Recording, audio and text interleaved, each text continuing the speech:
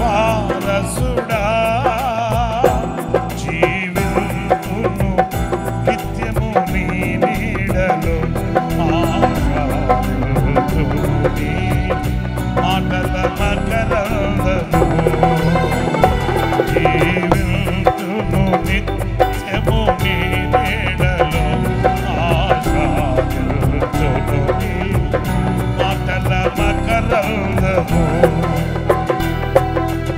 యేసయ్య నీతో జీవించగానే నా బ్రతుకుగా మారేనులే యేసయ్య నీతో జీవించగానే నా బ్రతుకుగా మారేనులే నాట్యమాడేను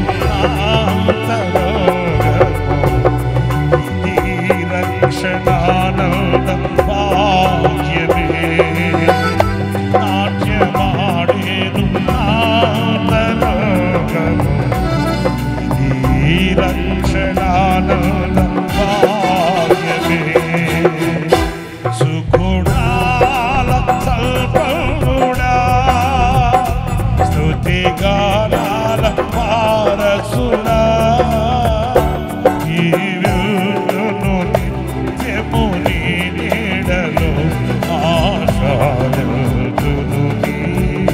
మాటల మకరందము జీవితును నిత్యము నీ నీడలో ఆశాదుని మాటల మకరందము.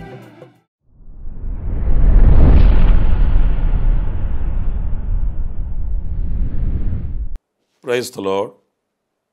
ప్రభు అయిన యేసుక్రీస్తు ప్రశస్త నామంలో మీ అందరికీ హోసన్నా మినిస్ట్రీస్ తరపున హృదయపూర్వకమైన వందనాలు తెలియపరుస్తున్నాను.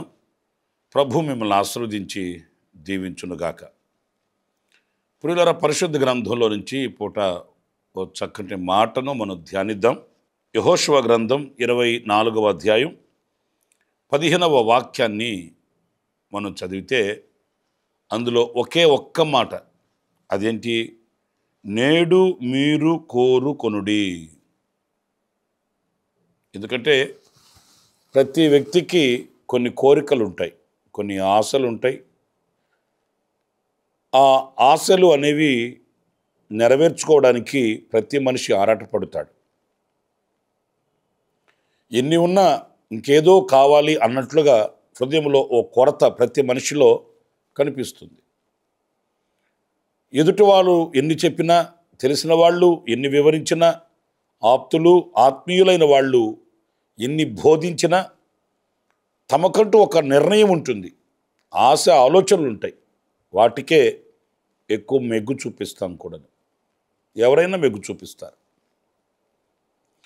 అందుకే ఈ వాక్యంలో యెహోషువ ఇశ్రాయేలీయులతో చెప్తున్న మాట, నా ఆశ, నా అభిష్టం, నా కోరిక, నా తలంపు ఇది. మరి మీరు ఏం కోరుకుంటారో, ఏమి ఆశిస్తారో, మీ అభిష్టం ఏంటో మీరు అలా చేయండి అని ఈ వాక్యంలో మీరు ఎవరిని ఆరాధిస్తారో, ఎవరిని కొలిచి, ఎవరిని తలచి, ఎవరిని వెంబడించి ముందుకు వెళుతారో నాకు తెలియదు. నేనైతే నేనును నా ఇంటి వారును యెహోవాను సేవిస్తాము. ఇక మీ విషయం అంటారా? మీరు కోరుకొనుడి అని ఈ వాక్యంలో స్పష్టతనిస్తున్నాడు. ప్రియమైన సహోదరులారా, మనకు కూడా ఈ స్వతంత్రత ఉంది. ఎందుకంటే దేవుడు ప్రతి వ్యక్తికి ఈ స్వతంత్రతనిచ్చాడు. ఈ స్వతంత్రతనే మనకి ఇవ్వకపోతే ఆయన మనల్ని ఎలా ఆశించాడు అనేది క్షణంలో ఆయన నెరవేర్చుకునేవాడు. దేశమంతా, ప్రపంచమంతా, సృష్టి అంతా ఆయన వైపే తిరిగి ఆయననే స్మరించి ఆయననే సేవించేది. కానీ బలవంతాన అలా చేయదలచలేదు దేవుడు. అలా చేసి ఉంటే దేవుడు మనకు స్వతంత్రతనిచ్చువాడు అనే మాటకు అర్థం లేదు. అందుకే కోరుకునే, ఎంపిక చేసుకునే, ఆశించి నిర్ణయించుకునే ఆ స్వతంత్రతని ప్రభువు మనందరికీ ఇచ్చాడు.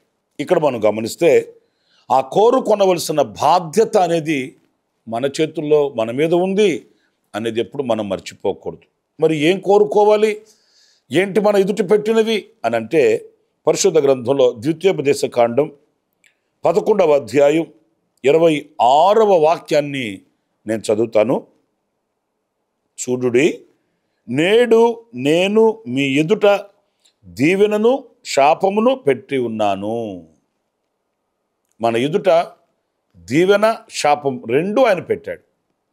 అదేంటండి, మనకి ఏది కావాలో ఆయనకు తెలుసు కదా, మనకి ఏది అవసరమో ఆయనకు తెలుసు కదా. మరి అలాంటప్పుడు ఆయన దాన్నే ఇవ్వచ్చు కదా. లేదు, ఆయన మన ఆశను, మన కాంక్షను ఘనపరిచినవాడు. నేను చెప్పాను కదండి, బలవంతాన మెడబట్టి, మనకి ఇష్టం లేకపోయినా గొంతు మీద కత్తి పెట్టి, మీరు అలా చేయాల్సిందే, మీరు అలా ఉండాల్సిందే, మీరు ఇలా రావాల్సిందే అని బలవంతాన ఆయన ఏది కూడా చేసేవాడు కాదు. ఆ సదుపాయాన్ని మన చేతిలో పెట్టాడు. మీ ఎదుట దీవెన శాపాన్ని మీ ఎదుటి పెట్టాను. దానిని వివేచించుకోగలిగిన వివేకమును కూడా మనకిచ్చాడు. అలాగని మనకు వివేకం ఇవ్వకుండా భారాన్ని మన మీద పెట్టట్లేదు. మంచి వివేకాన్ని, ఆలోచనను, జ్ఞాన సంపదని ప్రభు మనకి ఇచ్చాడు. అన్నప్పుడు మనం ప్రతిదీ విడమరచి, విశ్లేషించి, ఆలోచించి, నాకు దేవుడు అనుగ్రహించిన శ్రేష్టమైనది ఏంటి, నేను ఏది కోరుకోవాలి, ఏది ఆశించాలి అని నిర్ణయించుకోవలసిన నిర్ణయం మన వంతు అనేది మనం గుర్తించి, ఇక్కడ శాపము దీవెన మన ఎదుట ఉంచినప్పుడు మనకేం కావాలి? దీవెనే కావాలి. దీవెన కావాలన్నప్పుడు ఈ దీవెనను ఎలా మనం పొందుకోవాలి అని మనం అడుగులు వేయవలసి ఉంది. ఆ దిశగా అడుగులు వేయవలసిన బాధ్యత మన మీద ఉంది. చాలామంది దేవునికి అప్పచెప్పేశాను అన్నట్లుగా, దేవునికి ముట్ట చెప్పేశాను అన్నట్లుగా బాధ్యత రహితంగా, బాధ్యత లేకుండా, బాధ్యతను విస్మరించి తిరుగుతుంటారండి. ఏమో ఆయన ఎట్లా చేస్తే అలాగే, ఏమైతే అలాగే. కాదు, మనం అడగాలి, మనం కోరుకోవాలి. ఆ దిశగా మన నిర్ణయాలు ముందుకి సాగాలి. ఆ దిశగా మనం ముందుకి సాగడానికి దైవ శక్తిని కోరుకోవాలి. ఈ ఆశీర్వాదాన్ని మనం కోరుకోవాలి అన్నప్పుడు ఆ ఆశీర్వాదం ఎలా పొందుకోవాలనో కూడా లేఖనాల్లో మనం చదువుతామండి. మీరు ద్వితీయోపదేశ కాండం 28వ అధ్యాయంలో చాలా విషయాలు మీరు చదువుతారు. ఆ దీవెనలన్నీ మన మీదకి రావాలంటే మనం శ్రద్ధగా ఆయన మాట వినాలి, లోబడాలి, ఆజ్ఞలను అంగీకరించాలి, ఆజ్ఞలను శిరస వహించాలి. దేవుని యొక్క పద్ధతిని, దేవుని యొక్క సంకల్పాన్ని గుర్తించిన వారమై ముందుకు వెళ్ళాలి. ఊరకనే దీవెన ఆశీర్వాదం మన మీదకి రాదండి. మనం కోరుకొని ఆ దిశగా నడవడానికి ఇష్టపడాలి. ఆశీర్వదించబడడం అందరికీ ఇష్టమే, అందరికీ కోరికే. గొప్పవాళ్ళం కావాలి, బలవంతులం కావాలి, భాగ్యవంతులం కావాలని అందరూ ఆశిస్తారు, కోరుకుంటారు. కానీ ఆ దిశగా నడవాలి కదా. ఆ విధంగా మనం బ్రతుకుని మలుచుకోవాలి కదా. కనుక నా ప్రియ సహోదరులారా, మన ఎదుట ఉన్న ఆ దీవెనను, శాపాన్ని గుర్తించి, ఇది నాకు క్షేమం కాదు, ఇది నాకు ఆశీర్వాదం కాదు, ఇది నాకు ఆశీర్వాదం, ఇది నాకు క్షేమం అని వివేచించి కోరుకొనిన ఎడల నిశ్చయముగా ఆ దీవెన మన మీదకి వస్తుంది. మనం ఆ దీవెనకరమైన బ్రతుకుని బ్రతకగలుగుతామని ఈ వాక్యంలో మనం నేర్చుకోవలసి ఉంది. ఇక మా రెండవ విషయాన్ని కూడా నేను మీకు చెప్తాను.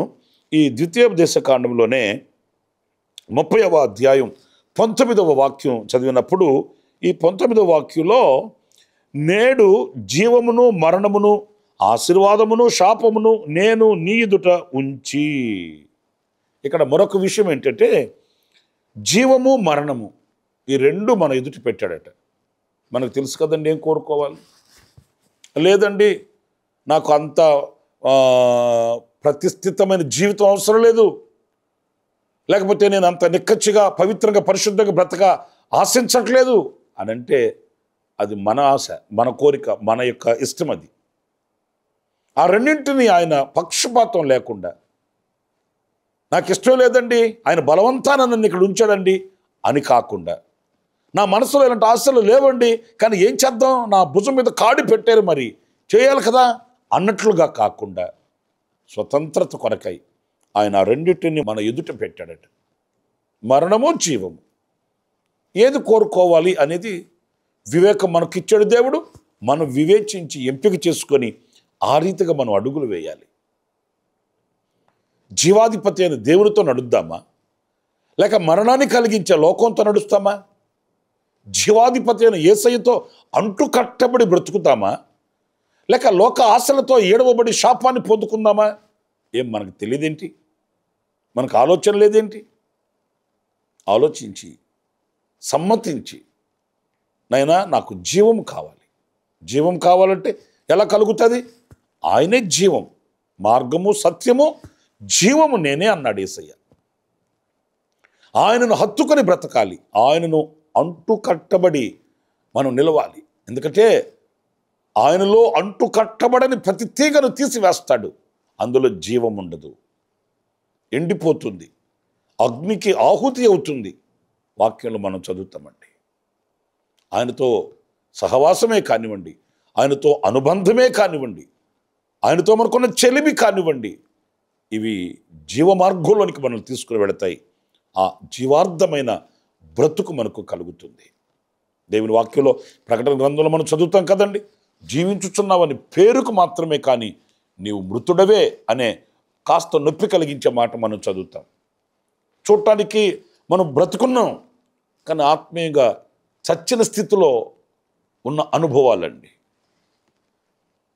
అందుచేత జీవం ఏంటి, మరణం ఏంటి అని వివేచించి ఈ జీవాన్ని హత్తుకొని బ్రతకడానికి మనం నిర్ణయం తీసుకోవాలి.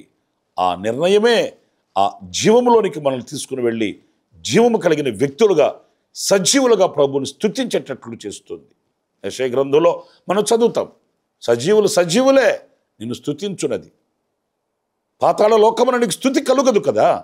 అవును, మనం సజీవులమై ఉండాలి. జీవాన్ని మనం కోరుకొనవలెనని దేవుని వాక్యం సెలవిస్తుంది. ఆ జీవాన్ని మనం ఆశించి ఆ జీవం పొందుకునే మార్గాన మనం నిలిస్తే మనం కూడా సజీవులమై సజీవుడైన యేసయ్యతో కూడా బ్రతకగలుగుతామనేది మనం ధ్యానించవలసిన విషయం.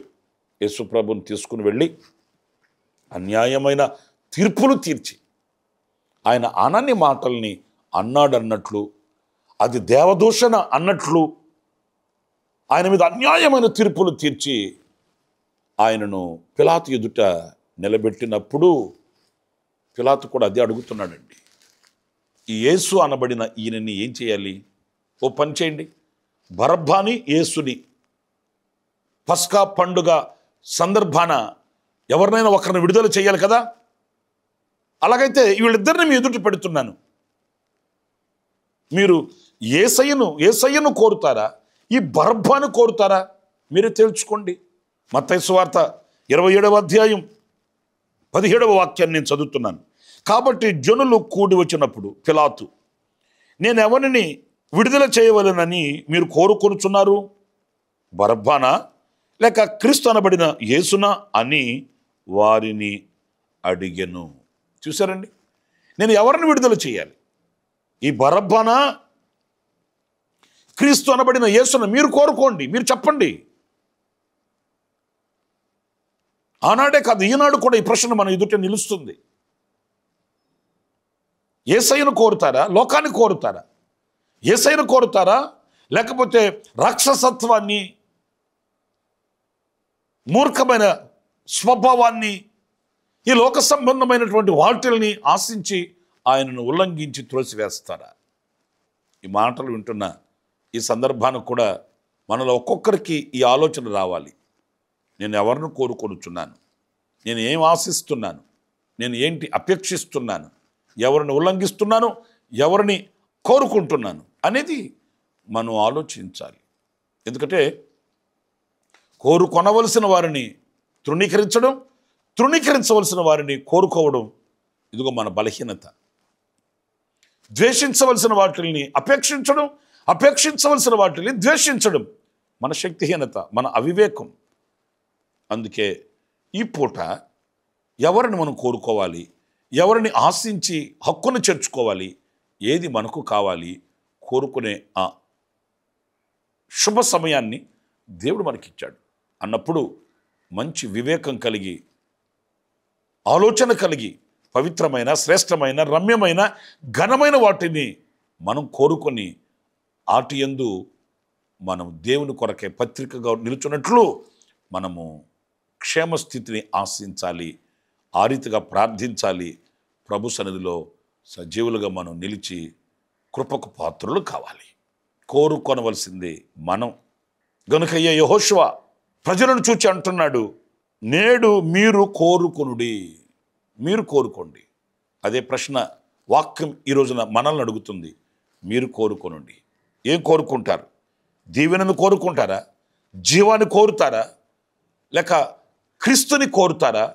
అలా కాదండి అంటూ శాపాన్ని కోరుతూ, మరణాన్ని కోరుతూ, రాక్షసత్వం కలిగిన బరబ్బా వంటి స్వభావాలను ఆశిస్తూ నిత్య నాశనానికి వెళ్ళాలనా, లేక ప్రభువుని కోరుకొని, ఆశీర్వాదాన్ని కోరుకొని, జీవాన్ని కోరుకొని క్షేమస్థితిలో ప్రభు కొరకే పత్రికలుగా ఉండాలనా అనేది మనం వివేచించుకునవలసిన గడియ. ప్రార్థించుకుందాం. తలలు వంచండి. ఆశ్చర్యకరుడమైన తండ్రి, జీవాధిపతి అయిన ప్రభువా, మీకు వందనాలు. నైనా ఆనాడు యెహోషువ పలికిన మాటని ఇదిగో ఈనాడు మరల మేము తలంచుకుంటున్నాం. కోరుకునే అవకాశాన్ని, ఆ స్వతంత్రతను మీరు మాకు అనుగ్రహించారు. వివేకంతో అడుగులు వేయడానికి, యోచించి పవిత్రతను చేరుకోవడానికి, జీవాన్ని పొందుకోవడానికి, నీ రెక్కల నీడలో మేము జీవించడానికి, నైనా మీ హక్కును చేరడానికి సహాయం చేయమని మమ్మల్ని ఒక్కొక్కరిని మీ చేతులు సమర్పించుకుంటూ, ఈ మాటలు వినిన ఒక్కొక్కరిని, వారి కుటుంబాలని, వారు చేస్తున్న పనులను, వ్యవసాయ ఉద్యోగాలను, నైనా చదువుల రంగాన్ని, సమస్తాన్ని కూడా మీ బిడ్డలకు దీవెనకరంగా మలిచి మార్చి మహిమ మీరు పొందుకున్నామని, ఘనుడా మీ పాదపద్మానికి మమ్మల్ని ఒక్కొక్కరిని అప్పగించుకుంటూ యేసు నామములో ప్రార్థన చేసి వేడుకొనుచున్నాను తండ్రి. ఆమేన్. ప్రభు మిమ్మల్ని ఆశీర్వదించి దీవించునుగాక. ఈ దినమంతా విశేషమైన కృప నా దేవుడు మీ అందరికీ అనుగ్రహించుగాక. ఆమేన్. ప్రతి దినము ఈ అనుదిన కృపాది సందేశాల కొరకు, ఇంకా మరిన్ని ఆత్మ సంబంధమైన సందేశాల కొరకు ఈ మా యూట్యూబ్ ఛానల్ ని సబ్స్క్రైబ్ చేసుకోండి. Pastor Ramesh, hosanna ministries.